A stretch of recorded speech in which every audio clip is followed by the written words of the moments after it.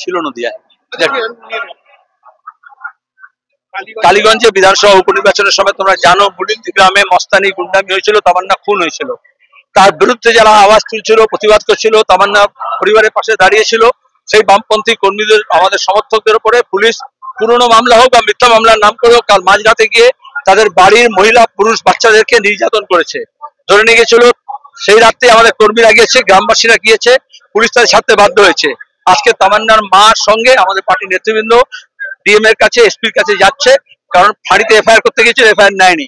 DM SP যদি কোনো ব্যবস্থা না নেয় আমরা হাইকোর্টে ব্যবস্থা করব, কারণ তৃণমূলের গুন্ডা বদমাইশ ওই বোমা আঘাতে মৃত্যুর পরে তামান্নার একটু পেছন পায়ে চলে গেছিল, আবার পুলিশকে দিয়ে তৃণমূল আবার সেখানে নিজের ঘাঁটি পুনরুদ্ধার করতে চাইছে।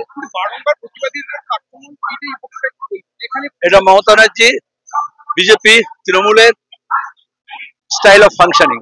তারা বিরোধী শূন্য করতে চায়, বিরোধী আওয়াজ যে তুলবে, প্রতিবাদ যে করবে, তাকে তার বিরুদ্ধে মিথ্যা মামলা করবেন আর নিজেই প্রতিবাদে হওয়ার নাটক করবেন।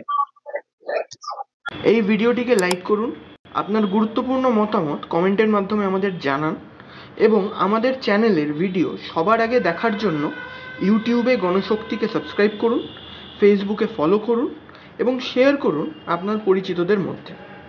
আমাদের চ্যানেলে আপলোড হওয়া ভিডিও নোটিফিকেশন পেতে বেল আইকনটি ক্লিক করতে ভুলবেন না।